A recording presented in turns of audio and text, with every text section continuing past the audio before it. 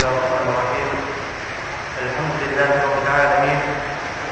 Waliyus shalihin wa la udwana illa 'alal zalimin. Wa asyhadu an la ilaha illallah wahdahu la syarika lah. Wa asyhadu anna Muhammadan 'abduhu wa rasuluhu wa sallallahu 'ala nabiyyina Muhammadin wa 'ala alihi wa man tabi'a bi ihsan ila yaumil din. Amma ba'd. Saudara-saudara sekalian yang dirahmati oleh Allah Subhanahu wa taala. Assalamualaikum warahmatullahi wabarakatuh. Mungkin di belakang bisa.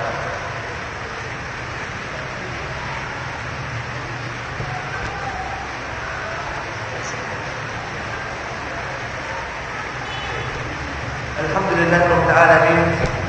Kita masih bisa bertemu kembali dalam acara rutin kita. Walaupun di tengah terpaan hujan pada hari ini, semoga Allah Subhanahu wa taala menuliskan kedatangan kita di tempat ini sebagai sebuah ibadah. Sebagai sebuah ibadah yang akan menyelamatkan kita dari azabnya ya Rabbal alamin. Alhamdulillah atas nikmat hidayah dari Allah Subhanahu wa taala. Karena banyak di antara kita yang tidak menyadari nikmat yang telah Allah berikan. Alhamdulillah kita masih dikumpulkan di tempat ini. Hati kita masih digerakkan untuk menuntut ilmu, untuk saling menasihati satu sama lain. Karena banyak sekali di luar sana, banyak saudara kita yang kemudian mungkin ketika hujan-hujan seperti ini lebih memilih untuk tidur misalnya di tempat kosnya, atau lebih memilih untuk pergi ke rumah makan untuk menghangatkan perutnya, atau pergi ke tempat lain yang sekiranya bisa kemudian untuk mengisi waktunya dengan sesuatu yang menyenangkan hatinya.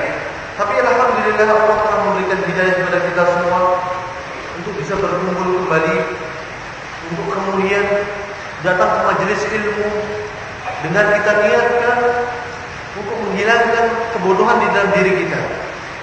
Karena di dalam diri kita sedikit atau banyak terdapat sebuah kebodohan. Oleh sebab itu seorang penuntut ilmu yang ikhlas, seperti dikatakan oleh Imam Ahmad bin Hanbal, adalah seorang penuntut ilmu yang meniatkan kedatangannya dalam sebuah majelis ilmu untuk mengangkat kebodohan yang ada dalam dirinya. Itu yang harus kita camkan, yang harus kita selalu tanamkan dalam diri kita. Kedatangan kita di majelis ilmu adalah untuk mengangkat kebodohan di dalam diri kita. Karena manusia diciptakan dengan sebuah kebodohan yang ada dalam dirinya. Banyak atau sedikit pasti ada sebuah kebodohan. Dan semoga Allah Subhanahu wa taala memberikan sebuah keikhlasan dalam hati kita. Keikhlasan dalam menuntut ilmu, keikhlasan dalam beramal saleh, dan keikhlasan dalam segala hal. Dalam pertemuan selanjutnya kita telah membahas mengenai tanda-tanda hati yang sakit serta tanda-tanda hati yang sehat. Dan kita juga telah membahas sebab-sebab di mana sebab-sebab yang menyebabkan sebuah hati menjadi sakit. Insyaallah dalam pertemuan ini, karena hujan yang cukup lebat dan kemudian cukup berisik mungkin, jadi kemudian insyaallah tidak akan memberikan banyak hal. Hanya mengupas sedikit hal saja dalam kesempatan hari ini. Insyaallah kita akan membahas mengenai sumumul qalb, racun hati.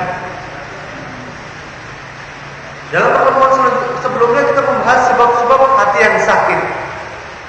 Dalam pertemuan ini kita membahas sesuatu yang sifatnya lebih khusus lagi, mengenai racun hati, sesuatu yang meracuni hati kita. Itu saja.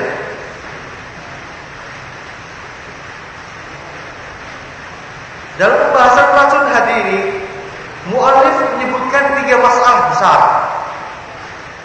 Jadi perhatikan dengan baik 3 masalah yang akan disebutkan oleh mu'allif di bab dalam pembahasan 4 racun hati. Masalah yang pertama yang ingin dibahas oleh mu'allif adalah bahwa sebuah kemaksiatan pada hakikatnya adalah sebuah racun bagi hati. Itu masalah yang pertama. Maksiat dengan berbagai bentuknya adalah sesuatu yang meracuni hati seorang manusia. Semakin banyak seorang manusia bermaksiat, maka semakin banyak pula kemudian seorang manusia teracuni hatinya. Semakin banyak seorang manusia meminum sebuah maksiat, mengkonsumsi sebuah maksiat, maka semakin banyak pula hati manusia itu rusak. Jadi rusak atau tidaknya kadar sebuah hati tergantung dari seberapa besar kadar maksiat yang dilakukannya.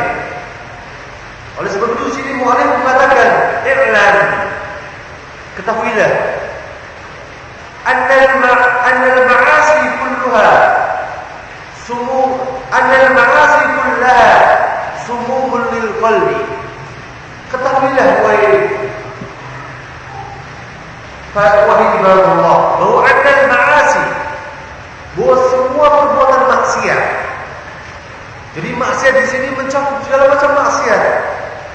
Yang dimaksud dengan maksiat adalah khuruju 'anit ta'ah.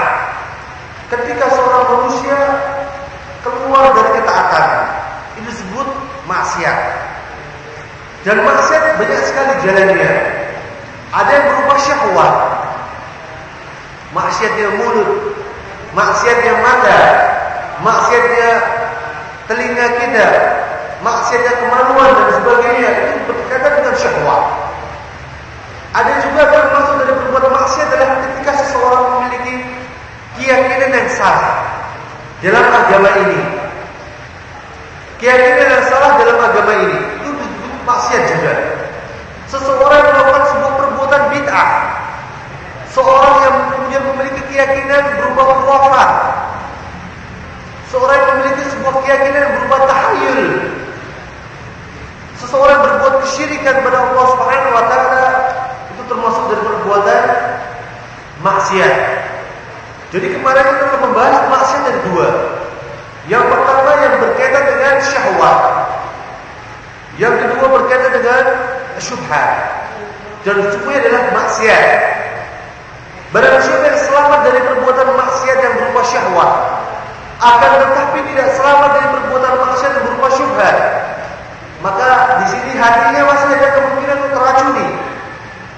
Dan sebaliknya, barang siapa yang selamat dari perbuatan maksiat syahwat, syubhat, akan tetapi dia tenggelam dari perbuatan kemaksiatan yang berupa syahwat, maka di sini hatinya teracuni oleh maksiat tadi. Jadi seseorang yang dikatakan terlepas dari maksiat harus terlepas dari dua maksiat tadi, maksiat syahwat dan maksiat syubhat. I'lam anna al-ma'asi kullaha sumumun lil qalbi. Segala bentuk maksiat adalah racun bagi hati kita. Kalau kita sibuk dengan maksiat, maka pada hakikatnya kita menyibukkan diri kita untuk mengotori hati kita. Wa asbabu limaradihi wa halakihi. Dan maksiat adalah sebab bagi sakitnya sebuah hati. Dan maksiat adalah sebab bagi kehancuran sebuah hati. Jadi maksiat yang kita kerjakan ya ikhwah, cepat atau lambat akan menghancurkan hati kita, akan mengotori hati kita dengan noda hitam, dan suatu hari nanti akan menghancurkan hati kita. Ketika kita sibuk dengan maksiat, maka jangan pernah heran jika suatu hari nanti hati kita menjadi keras, bahkan lebih keras daripada batu. Sebuah batu ya ikhwah, jika terkena tetesan air misalnya, suatu hari nanti batu tersebut akan berlubang. Jadi tidak. Sebuah batu sekeras apapun, jika dia terkena tetesan air yang sedikit, suatu hari nanti dia akan berlubang. Berbeda dengan hati manusia. Hati manusia yang telah membatu, yang telah hitam legam, tidak akan pernah tertembus oleh cahaya iman, tidak akan pernah tertembus oleh cahaya hidayah dari Allah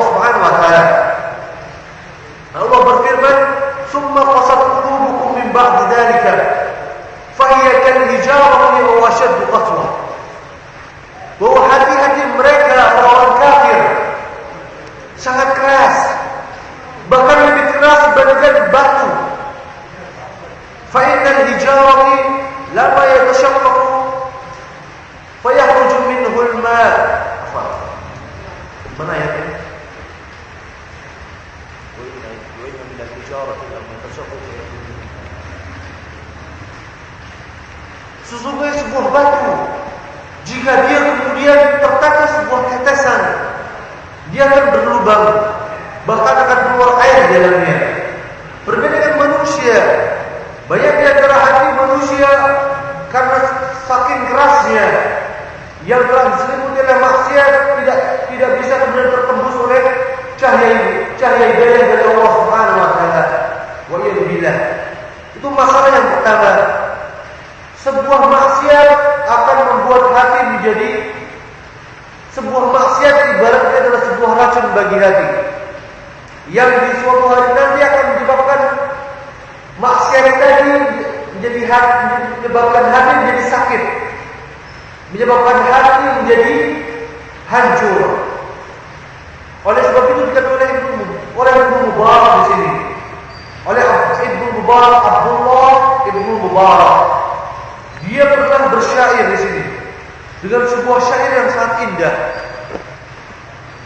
sebuah syair yang sangat indah yang memiliki makna yang sangat dalam, memiliki arti dan faedah yang sangat dalam. Kata Abdullah bin Mubarak, ra'aitu ad-dunuba tumitul quluba, bahwa saya telah melihat bahwa ad-dunub, sebuah dosa. Dunub adalah jamak dari kalimat ad-dam, artinya adalah dosa. Saya melihat bahwa dosa-dosa tumitul quluba, dosa-dosa mematikan hati. Barang siapa yang menghiasi dirinya dengan dosa, pada hakikatnya dia telah membunuh hatinya. Ra'aitu dunuba tumitul quluba, saya melihat sebuah dosa mematikan hati. Wa qad yurithu dhulla idmanuha, bahwa sebuah hati yurisu, mewariskan ad-dhulla, mewariskan sebuah kehinaan, idmanuha, bagi barang siapa yang membiasakannya. Artinya barang siapa yang membiasakan bagi dirinya untuk berkubang di dalam kemaksiatan, barang siapa yang membiasakan dirinya untuk bermuamalah, untuk kemudian melakukan sebuah dosa, maka akan yurisudullah, akan ditimpakan sebuah dhul, sebuah kehinaan. Barang siapa yang menghiasi dirinya dengan kemaksiatan, maka dirinya akan dilimpahkan sebuah kehinaan, baik kehinaan di dunia maupun kehinaan di akhirat nantinya. Kehinaan di dunia berupa dia diharamkan oleh Allah Subhanahu wa taala untuk memperoleh sebuah keberkahan dalam hidupnya. Sebuah dosa menghalangi seseorang mendapatkan keberkahan dari rezekinya. Sebuah dosa menghalangi seseorang untuk menggapai cita-citanya. Sebuah dosa menghalangi seseorang untuk mendapatkan kebahagiaannya. Itu di dunia. Di akhirat nanti sebuah dosa akan menghalangi seseorang untuk mendapatkan surganya. Di dunia, di akhirat nanti sebuah dosa akan menghalangi seseorang untuk mendapatkan kebahagiaan dari Tuhannya. Wa qad yurisu dhulla idmanuha, dan sebuah dosa akan mewariskan sebuah kehinaan bagi barang siapa yang membiasakannya, membiasakan untuk berbuat dosa. Wa tarkud dunubi hayatul qulubi, dan meninggalkan dosa-dosa adalah sebab dari seseorang untuk mendapatkan sebuah hati yang hidup. Wa tarkud dunub, meninggalkan sebuah dosa, hayatul qulub, adalah sebuah hidupnya hati. Jadi barang siapa yang hati kalian yang hidup, maka tinggalkanlah dosa. Jika di antara kalian banyak bertanya, kenapa kita jarang menangis? Kenapa ketika kita mendengar ayat-ayat Allah Subhanahu wa taala dibacakan, ketika kita mendengar sabda Rasulullah sallallahu alaihi wasallam disampaikan, jarang di antara kita yang menangis? Kenapa? Kita harus berkaca diri. Jangan-jangan dosa tersebut dosa yang kita perbuat. telah menghiasi hati kita, telah menyelimuti hati kita, bahkan telah menguasai hati kita, sehingga hati kita tidak lagi peka, sehingga hati kita tidak lagi pernah menangis, sehingga hati kita tidak hidup, sehingga hati kita telah mati, yang dengannya ketika kita dibacakan ayat Allah, maka kita tidak akan pernah bisa menangis.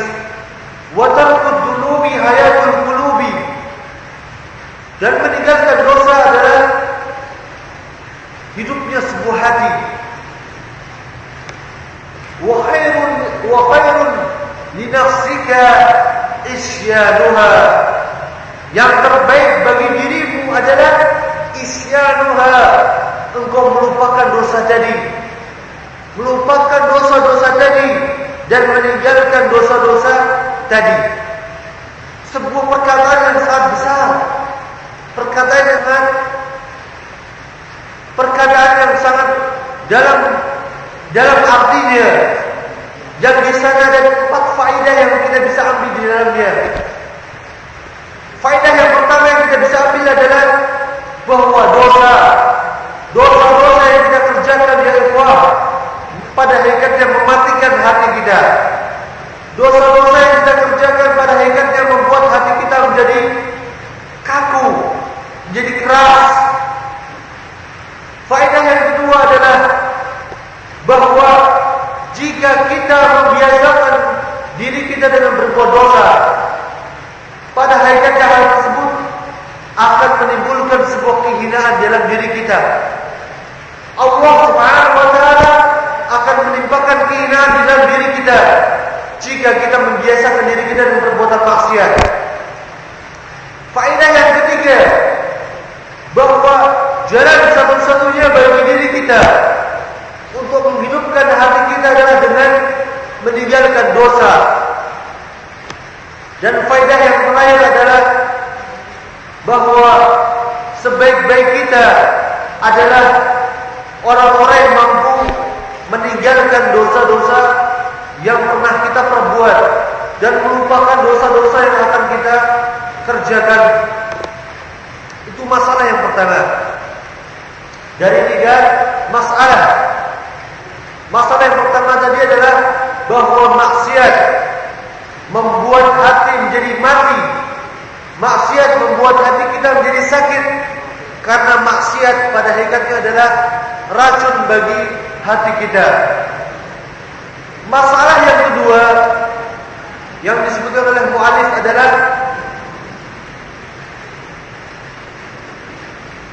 mu'allif mengatakan, "Faman arada salamatu qalbihi wa hayatuhu fa'alayhi."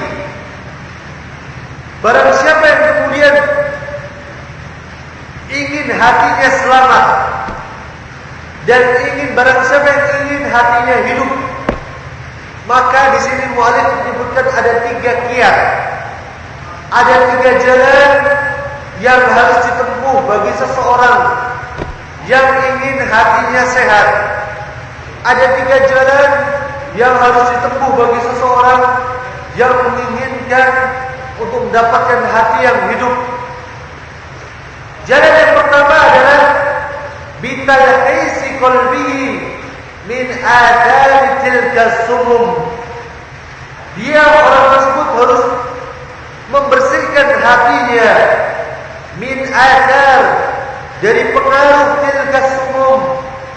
Dia harus membersihkan hatinya dari pengaruh racun-racun hati.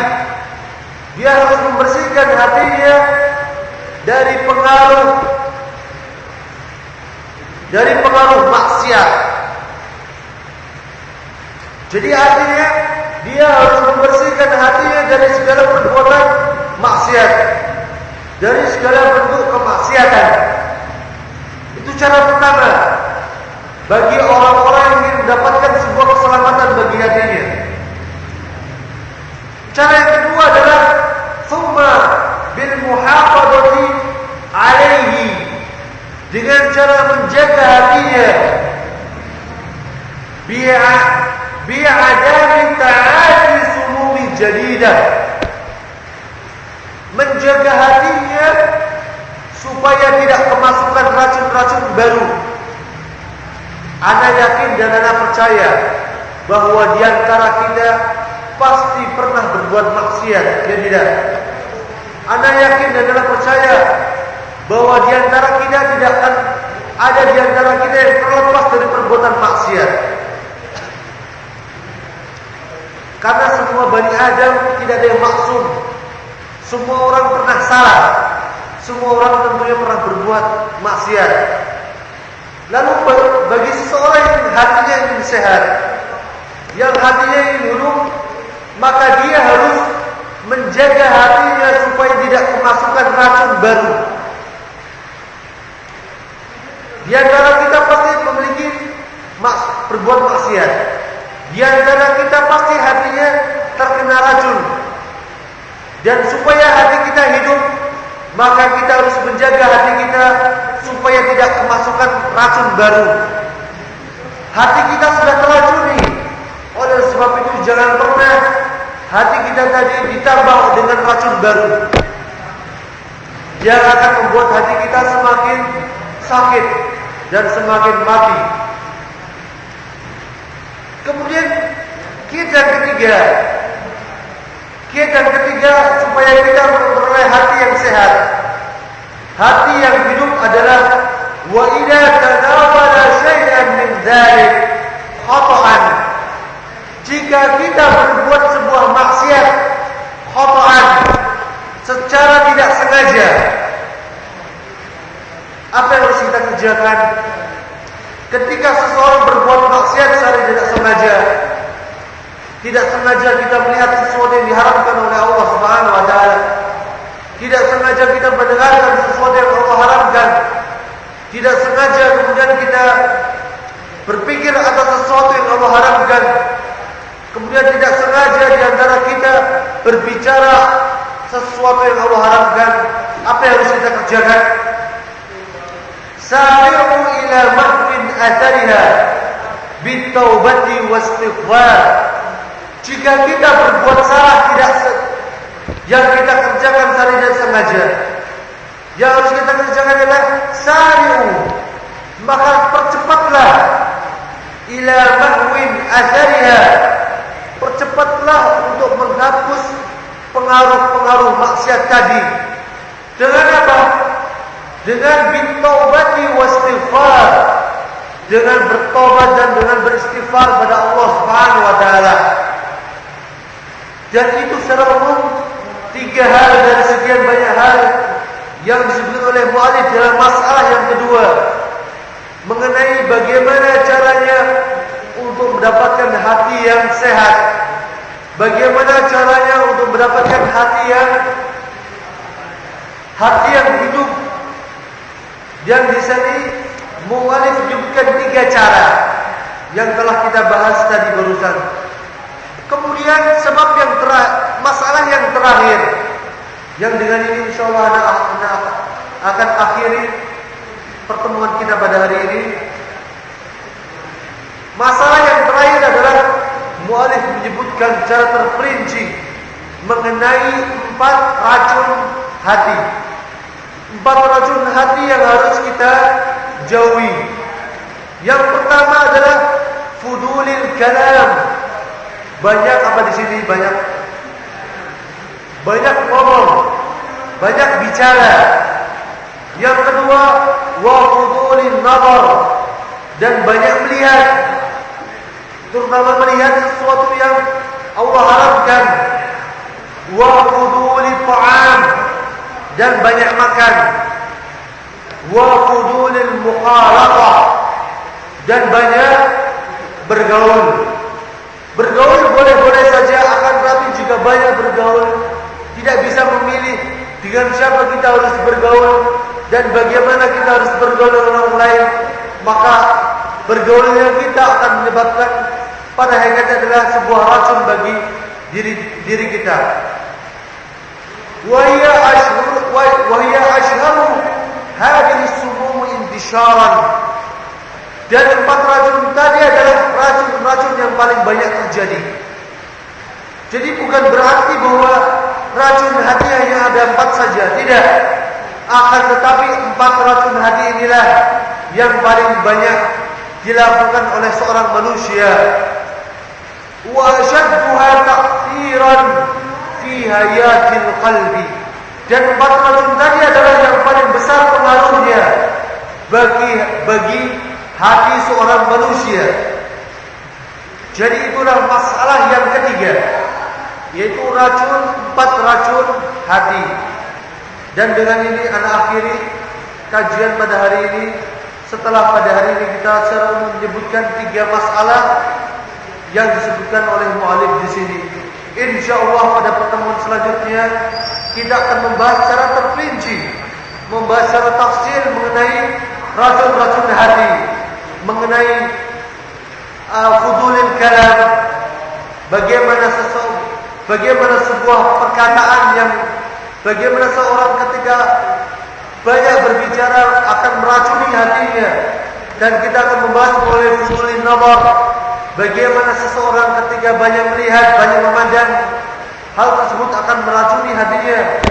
Dan bagaimana fudulil ta'am, bagaimana seseorang ketika banyak makan akan meracuni hatinya. Dan bagaimana mengenai fudulil mukhalatah, bagaimana seorang manusia, seorang hamba ketika banyak bergaul akan meracuni hatinya. Insyaallah akan kita lanjutkan dalam pertemuan selanjutnya. Ilahuna wa sallallahu ala nabiyyina Muhammadin wa ala alihi wa man tabi'a bi ihsan ila yaumiddin. Subhanakallahumma wa bihamdik asyhadu an la ilaha illa anta astaghfiruka